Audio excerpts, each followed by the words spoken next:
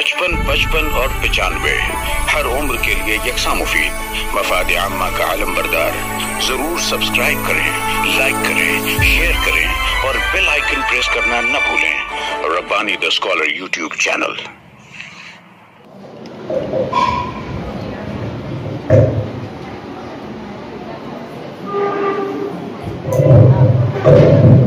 बहुत बहुत शुक्रिया डॉक्टर श्रुति काटे मैडम का।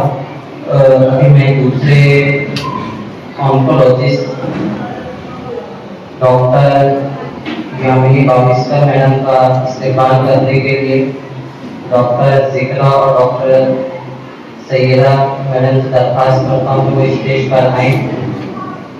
मैं आपको यामिनी बाविस्कर मैडम के बारे में बताता चलूँ कि she is a radiation oncologist with over 6 years of experience. She was trained at Tata Memorial Center, Mumbai and hold an MBBS degree from Barangi GGY Government Medical College, Pune. Following the completion of her MD in 2020, Dr. Baviskar served as a senior resident at Tata Memorial Center, Mumbai. Doctor जिक्रा और doctor Saeeda फूलों से doctor Yamini Baviskar madam का इस्तेमाल करें। फूलों साथियों के साथ ये एक रेडिएशन ऑन्कोलॉजिस्ट है, 6 साल का एक्सपीरियंस है। काफी इनका सिग्निफिकेंट कंट्रीब्यूशन ऑन्कोलॉजी और रिसर्च डिपार्टमेंट में रहा है। She has made significant contribution to oncology research with multiple presentations and publications, and is dedicated to patient education, cancer screening genetics, and improving the quality of life of cancer of patients. She is fluent in English, Hindi, and Marathi. Dr. Baviskar.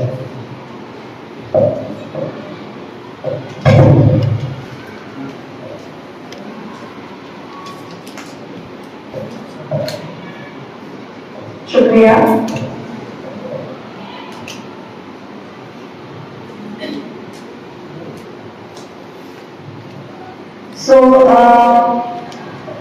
ये थोड़ा आपको इस शायद radiation के बारे में इतनी जानकारी नहीं होगी। ऑपरेशन जो कैंसर ट्रीटमेंट के 3 मेन पिलर्स है, सर्जरी, कीमोथेरेपी और रेडिएशन। तो सर्जरी सबको पता है, ऑपरेशन जैसे बाकी नॉन कैंसर चीजों में भी ऑपरेशन सर्जरी सब जगह यूज करते हैं। कीमोथेरेपी भी इंजेक्शन, ड्रग्स, गोलियां, इम्यूनोथेरेपी की भी अभी जानकारी इसके बारे में है। रेडिएशन क्या है? रेडिएशन एग्जैक्टली ज्यादा नॉन कैंसर चीजों में यूज नहीं होता, इसके लिए इसके रिगार्डिंग इतना अवेयरनेस नहीं है, तो मैं शॉर्ट में रेडिएशन क्या है बताऊंगी। और गायनेकोलॉजिकल कैंसर, यहाँ पे सब महिलाएं हैं, स्पेशली सर्वाइकल कैंसर में रेडिएशन का क्या रोल है इस पर मैं बताऊंगी। सबने यहाँ पे अपना एक्सरे तो निकाला होगा कभी लाइफ में एक बार, कुछ हाथ पैर हड्डी उड्डी टूटी होगी तो एक्सरे जैसे निकालता है वैसे ही रेडिएशन भी रेज ही है। एक्सरे होते हैं वो, बट वो बस हाई एनर्जी के होते हैं। जैसे सीटी स्कैन लो एनर्जी का होता है, वैसे जो ट्रीटमेंट के लिए रेडिएशन यूज होता है वो हाई एनर्जी के एक्सरे होते हैं। उसमें क्या होता है कि जो हमारे शरीर का डीएनए है, सेल पेशी के अंदर का डीएनए है, वो डैमेज होता है। जो सेल जितना ज्यादा जल्दी बढ़ेगा उतना जहाँ पे रेडिएशन लग रहा है उसका डैमेज होता है। सिर्फ इतना ही उसका मैकेनिज्म है, उसमें कुछ जलता नहीं है, कुछ बाष्पीकरण नहीं होता है, कुछ उसमें और साइड इफेक्ट नहीं होता है। सिर्फ जहाँ पे रेडिएशन लग रहा है वहाँ के सेल का डीएनए डैमेज हो रहा है। क्योंकि कैंसर सेल बहुत जल्दी जल्दी बढ़ते हैं, इसलिए कैंसर सेल का डीएनए डैमेज होता है और वो रिपेयर नहीं हो पाता। इसके लिए रेडिएशन जैसे आप सर्जरी से इक्वेट कर सकते हो, ये लोकल ट्रीटमेंट है। एक बार रेडिएशन अंदर तो पूरे शरीर में नहीं जाता, वो सिर्फ जहाँ पे टारगेट हम कर रहे हैं वहीं पे जाता है। तो ये जैसे आप देख सकते हैं डीएनए डैमेज होता है। और इसके 2 मेन टाइप्स है। एक ये कैंसर सर्वाइकल कैंसर में करूंगी, इसलिए मैं संक्षिप्त में बता रही हूँ। एक्सटर्नल रेडिएशन मतलब जहाँ पे पेशेंट कवर्ड है, सो रहे हैं, एक बड़ी मशीन है उसमें वो लेटे हैं और ऊपर से रेडिएशन की ये बीम आ रही है और जहाँ पे चाहिए वहाँ पे रेडिएशन लग रहा है। ये सब कंप्यूटराइज्ड प्लानिंग होती है। और दूसरा होता है इंटरनल रेडिएशन। इसमें एक छोटा मशीन होता है और ये आप जैसे गायनेकोलॉजिस्ट रहेंगे यहाँ पे या कुछ प्रैक्टिसिंग आप रहेंगे, जैसे आपने एग्जामिन किया है पेशेंट को, ये जो पार्ट है ना, ये पार्ट मशीन का जाता है सर्विक्स के अंदर यूट्राइन कैविटी में, जैसे हम प्रॉपर्टी इंसर्ट करते हैं ना, उसी प्रकार से। और ये जो दो ओवॉइड बोलते हैं, ये रिंग है, ये वजाइना में सर्विक्स के पास बैठता है। तो ये इंटरनल रेडिएशन ट्रीटमेंट के लिए यूज होता है। बहुत सिंपल एप्लीकेटर है, ये इसके नीचे और बड़ा होता है। तो ये दो मेन टाइप्स है। अभी गायनेकोलॉजिकल कैंसर में रेडिएशन का क्या काम है? तो 3 मेन हेडिंग है। जब आप कोई ट्रीटमेंट करते हैं, किसी कैंसर का मेन ट्रीटमेंट करते हैं, उसको डेफिनेटिव ट्रीटमेंट बोलते हैं। तो डेफिनेटिव ट्रीटमेंट में सर्वाइकल कैंसर में रेडिएशन का रोल है। रेडिएशन विद और विदाउट कीमो, हम लोग कीमोथेरेपी के साथ में 5 हफ्ते का एक्सटर्नल रेडिएशन और साथ में इंटरनल रेडिएशन, ये सर्वाइकल कैंसर का मेन ट्रीटमेंट है। अगर कोई ट्रीटमेंट करने से पहले हम लोग कीमो या रेडिएशन दे रहे हैं, उसको न्यू एडजुवेंट बोलते हैं। सो न्यू एडजुवेंट माने जब कोई बीमारी बहुत बड़ी है उसको छोटा करना है। जैसे वल्वर कैंसर, मतलब जो बाहर का स्किन का कैंसर होता है वल्वा का, उसमें अगर बहुत बड़ी ग्रोथ होती है तो उसको छोटा करने के लिए हम लोग रेडिएशन पहले देते हैं कीमो के साथ और फिर सर्जरी का प्लान करते हैं। और एडजुवेंट माने सर्जरी के बाद। तो जो एंडोमेट्रियम है, यूट्रस का कैंसर, यूट्रस के लाइनिंग का कैंसर को सीधे एंडोमेट्रियम बोलते हैं, उसमें ऑपरेशन के बाद रेडिएशन का रोल है। यदि अनफॉर्चुनेटली कभी एडवांस स्टेज में कैंसर पता चल जाता है, फोर्थ स्टेज में, जहाँ पे और शरीर में फैला हुआ है, उस जगह पर भी सिम्टम कंट्रोल करने के लिए रेडिएशन इस्तेमाल होता है। माने ब्लीडिंग कम करने के लिए, पेन कम करने के लिए, मस्तिष्क में बीमारी गई है, बोन्स में गई है, उसके ट्रीटमेंट के लिए भी रेडिएशन यूज होता है।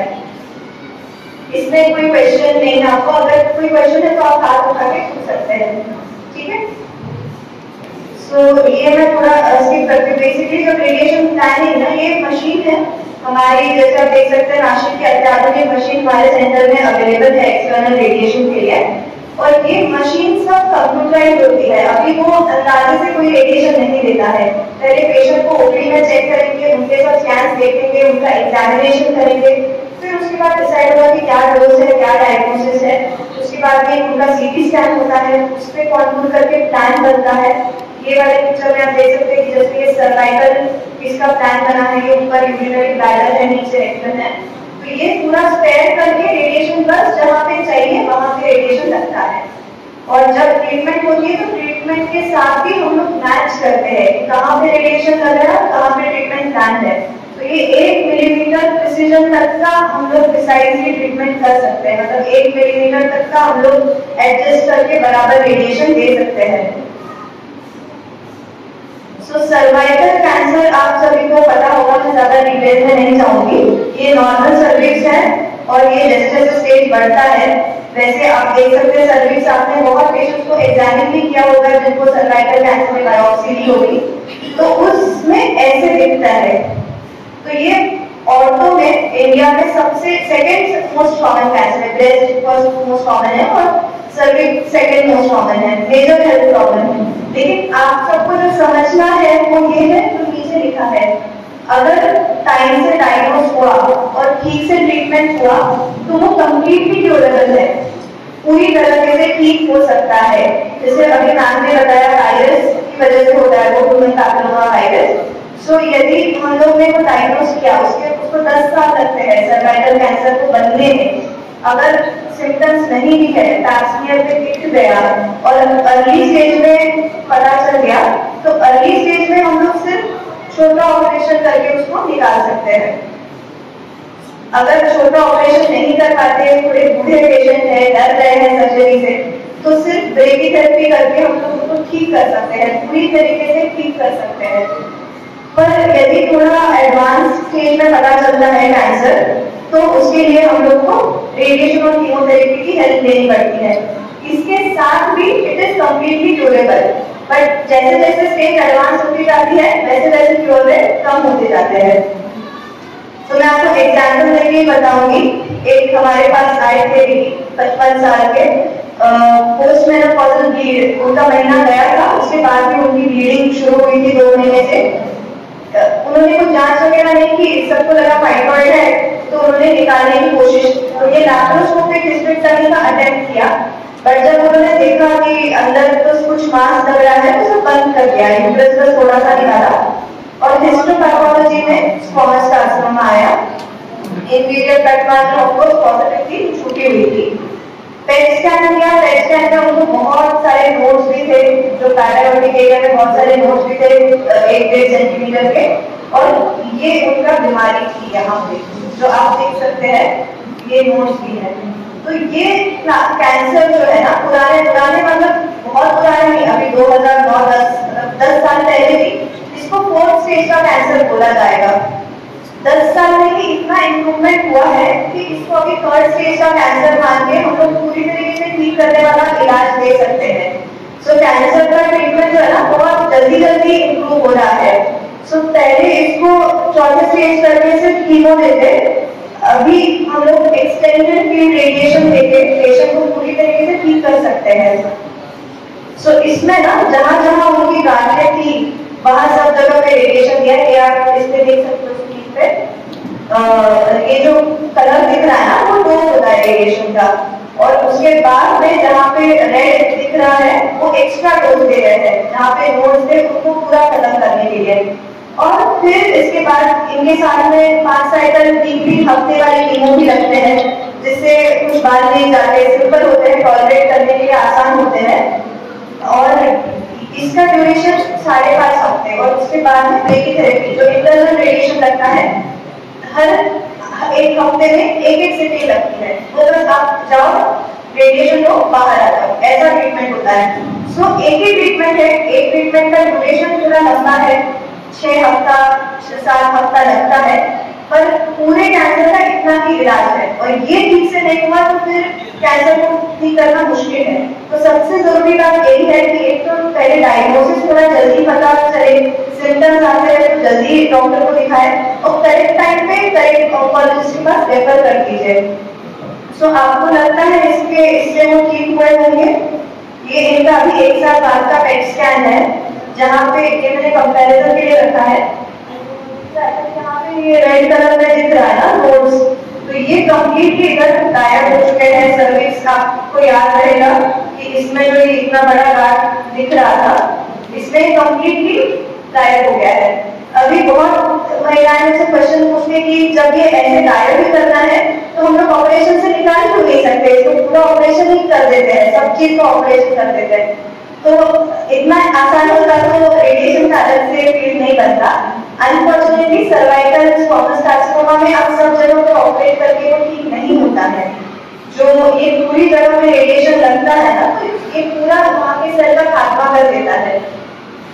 इसीलिए ये ट्रीटमेंट होने के बाद आपको ऑपरेशन करने का जरूरत नहीं पड़ता है। ये सर्विस ऐसे का ऐसा ही रहता है, उनको कुछ सिम्टम नहीं होते हैं दूसरे, और ये पूरा ट्रीटमेंट उनका खत्म हो जाता है। सिमिलरली ये दूसरे पेशेंट आप देख सकते हैं, इसमें भी पूरा उनकी लैट्रिन की जगह है ये रेक्टम, और यहाँ पे पूरा वो मांस घुसा हुआ है। तो इनका सिग्मोइडोस्कोपी में देखा कि रेक्टम म्यूकोसा सब ठीक था, उनमें ज्यादा बीमारी नहीं थी, तो स्टेज इनका आएगा 3B, और ये पूरा ट्रीटमेंट करना बहुत जरूरी है। ठीक है, ये पूरा ट्रीटमेंट से ये इनका रिस्पॉन्स स्कैन है, कंप्लीटली ट्यूमर वहां से निकल गया है सिर्फ 5 हफ्तों के रेडिएशन से। सो ये आपको मेन से बस इतना याद रखना है कि सर्वाइकल कैंसर में अगर बहुत अर्ली पता चला CIN 1, 2 या 1A में, तो भी आप सर्जरी कर सकते हैं, कोनाइजेशन है कुछ। अगर 1B के बाद में मतलब 4 सेंटीमीटर से ऊपर कोई भी सर्वाइकल की गांठ दिखी आपको, कैंसर हो नहीं हो, सर्विस में गांठ दिखी, तो आपको वो रेडिएशन ऑन्कोलॉजिस्ट के पास या मेडिकल ऑन्कोलॉजिस्ट के पास भेज देनी है।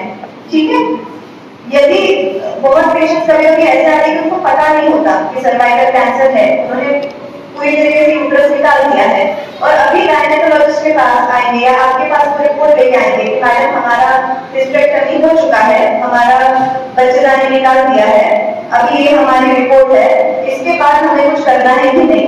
तो ऐसा नहीं होगा कि बच्चेदानी निकाल दिया, उसमें कैंसर है, उसके बाद कुछ नहीं करना है। वो बहुत एक और गलती बहुत पेशेंट करते हैं, सब करने के बावजूद खाली एडजुवेंट ट्रीटमेंट लेने के लिए नहीं लेते हैं और उसके बाद में फिर सब शरीर में फैला हुआ कैंसर हो जाता है। तो ये आप इसका चाहे तो फोटो ले लीजिए। ये चीज अगर आपको हिस्टोपैथ में दिखती है तो उनको एडजुवेंट रेडिएशन लगेगा। मतलब ऑपरेशन होने के बाद में इन पेशेंट्स को भी रेडिएशन देना बहुत जरूरी है। अगर मार्जिन पॉजिटिव है, पैरामेट्रियम पॉजिटिव है या कोर पॉजिटिव है, तीनों में से एक भी कुछ है तो उनको रेडिएशन लगेगा। या फिर ये तीनों नहीं है और इन तीनों में से दो चीज भी अगर है, LVSI, स्ट्रोमल एलिवेशन और साइज 4 सेंटीमीटर से ज्यादा, अगर इन तीनों में से दो भी कुछ है तो भी इनको रेडिएशन लगना है। यदि पहले 3 में से है तो उनको कीमो भी लगेगा साथ में। तो ये बेहद जरूरी है, ये स्टैंडर्ड है, बेसिक है, इतना ट्रीटमेंट उनको मिलना ही चाहिए। ऐसा नहीं होना चाहिए कि हम लोग इतनी एडवांस जगह पे रहते हैं। नासिक के यहाँ से हार्डली 2 घंटा दूर है, इतना अच्छा सेंटर होने के बावजूद अगर नहीं पेशेंट को इलाज मिल रहा है तो फिर फायदा नहीं है, राइट। एंडोमेट्रियम में ज्यादा डिटेल में नहीं जाऊंगी। एंडोमेट्रियम के लिए भी ऑपरेशन, मतलब यूट्रस का कैंसर के लिए भी ऑपरेशन मेनस्टे होता है और उसका भी हिस्टोपैथ में कुछ फीचर्स देखने जरूरी है जिसके बेसिस पे एडजुवेंट कीमोथेरेपी और रेडिएशन प्लान किया जाता है। तो ये उसमें से कुछ है। बेसिकली सारे एंडोमेट्रियम को भी ऑपरेशन के बाद में किसी कैंसर के डॉक्टर ने देखना जरूरी है, चाहे वो सर्जिकल ऑन्कोलॉजिस्ट हो, मेडिकल ऑन्कोलॉजिस्ट हो या रेडिएशन ऑन्कोलॉजिस्ट हो, पर किसी एक कैंसर के डॉक्टर ने देखना बहुत जरूरी है। सो एडजुवेंट एंडोमेट्रियम में भी ऐसा ही होता है कि एक्सटर्नल रेडिएशन लगता है, जैसे मैंने आपको दिखाया मशीन में। फिर उसके बाद में एक सिंपल मशीन होती है इंटरनल रेडिएशन के लिए, जो एक सिलेंडर जैसा उसमें मशीन होती है। वो बस हर हफ्ते में आउट पेशेंट, उसके लिए एडमिट नहीं होना पड़ता, आउट पेशेंट बेसिस पे वो रेडिएशन 3 से भी ले सकते हैं। कुछ लोग डरते हैं ज्यादा रेडिएशन की, मेरा स्किन जल जाएगा, मेरा बाल जल जाएगा, मेरा बहुत कुछ भी मिस होते हैं। ऐसा कुछ भी नहीं है। जैसे मैंने आपको बताया लोकल ट्रीटमेंट है, सिर्फ सर्विस में मतलब बच्चेदानी की जगह पे लगेगा तो बच्चेदानी पे ही असर होगा, उससे बाल नहीं जाते, चमड़ी पे कुछ अल्सर नहीं होता, कुछ नहीं होता। अभी आप जैसे नए टेक्निक है ना, कुछ सर्जन का यहाँ पे होगा कि ऑपरेशन की जो जख्म है वो रेडिएशन के कारण कभी बिगड़ सकती है कि नहीं। तो अभी इसमें भी आप देख सकते हैं कि जो यहाँ पे ये जो रॉड्स दिख रहे हैं ना, 2 मेटल के क्लिप्स यहाँ पे लगे हैं। तो इतनी न्यूअर टेक्निक है कि एकदम क्लोज है, 10 ग्रे 20 ग्रे भी उस जगह पे हम अवॉइड कर सकते हैं। तो आजकल रेडिएशन टेक्निक भी इतनी एडवांस हुई है कि आपको इस सब चीजों के बारे में डरने का कोई जरूरत नहीं है। नहीं तो हम क्यों लेते रेडिएशन ऑन्कोलॉजी का, नहीं है। सो डेली ट्रीटमेंट होता है, Monday to Friday, Saturday Sunday off होता है एंड यूजुअली गायनेकोलॉजिकल कैंसर्स में 5 हफ्तों का ट्रीटमेंट होता है। इसके बाद में इंटरनल रेडिएशन होता है। अगर मान लीजिए कोई महिला ट्रीटमेंट ले रही है तो अपने बच्चे के साथ रह सकती है, सबके साथ खाना खा सकती है, किसी और को कोई हजार नहीं होता है रेडिएशन के कारण। एक जन का रेडिएशन दूसरे को नहीं लगता है, ठीक है। सो ये बस आप इतना ध्यान रखना है कि जो सर्वाइकल कैंसर है उसके लिए मेन स्टेज ट्रीटमेंट है रेडिएशन थेरेपी। अभी भी सर्वाइकल कैंसर हम लोग अभी वैक्सीन देना शुरू किए हैं, उसको कम होते होते बहुत टाइम लगेगा। तो जब तक कम हो रहा है और हमारे पास इलाज अवेलेबल है तो सभी जिनको हो रहा है कैंसर उनको इलाज तक पहुंचाना हमारी जिम्मेदारी है। आप सबकी जिम्मेदारी है कि अगर आपके पास कोई महिला कंप्लेंट लेके आती है, कुछ भी है, उसको इवैल्यूएट कीजिए, नियरेस्ट ऑन्कोलॉजिस्ट के पास आप उनको भेजिए। सभी पेशेंट्स जो है एंडोमेट्रियम के हिस्टोपैथ देख के आप ऑन्कोलॉजिस्ट के पास भेजना है। और वल्बर वजाइनल कैंसर मैंने ज्यादा डिटेल में नहीं बताया, बट उसमें भी रेडिएशन थेरेपी में ट्रीटमेंट से ना सर्वाइकल कैंसर रेडिएशन थेरेपी लगती है 5 हफ्ते की। सो कब रेडिएशन ऑन्कोलॉजिस्ट के पास कब भेजना है? कोई पेशेंट सर्वाइकल कैंसर सस्पेक्टेड है, आपने बायोप्सी ली नहीं ली, आपको लग रहा है कि कैंसर जैसा लग रहा है, आपको एग्जामिन करना है, पेशेंट करने दे रही है नहीं दे रही है, उनको आपको भेजना है। कोई भी पेशेंट डायग्नोस हो गई है, जल्दी से ऑपरेशन कर लिया है, नहीं किया है, जो भी क्राइटेरिया वो भी देख सकते हैं। कोई भी एंडोमेट्रियम का यूट्रस का कैंसर ऑपरेट किया हुआ और कोई भी सस्पेक्टेड ग्रोथ का वजाइना पे, इसका भी आप पिक्चर ले सकते हैं, कोई इशू नहीं है। कोई क्वेश्चंस है?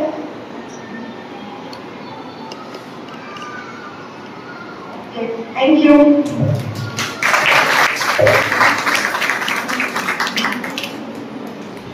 बचपन और 95 हर उम्र के लिए यकसा मुफीद। मफाद आम्मा का आलम बरदार। जरूर सब्सक्राइब करें, लाइक करें, शेयर करें और बेल आइकन प्रेस करना न भूलें। Rabbani the scholar YouTube channel. Rabbani the scholar YouTube channel इल्मी, अदबी, दीनी, मिल्ली, समाजी, सकाफती, तहजीबी, फलाही, तिब्बी, फन्नी, माशी, तिजारती, माशरती, इंतजामी, इनकलाबी, तहरीकी, तहकीकी, तकनीकी, तफ्तीशी, तामीरी, तालीमी व मालूमाती यूट्यूब चैनल जरूर सब्सक्राइब करें, लाइक करें, शेयर करें और बेल आइकन प्रेस करें। Rabbani the scholar YouTube channel.